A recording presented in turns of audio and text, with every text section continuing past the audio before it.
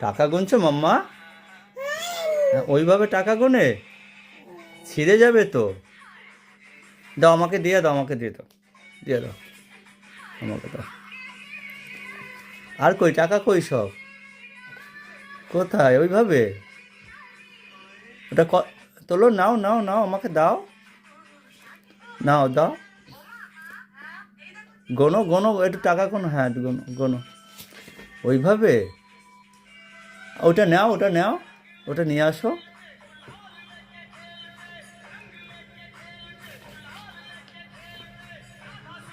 এইভাবে টাকা গুনতে হয়?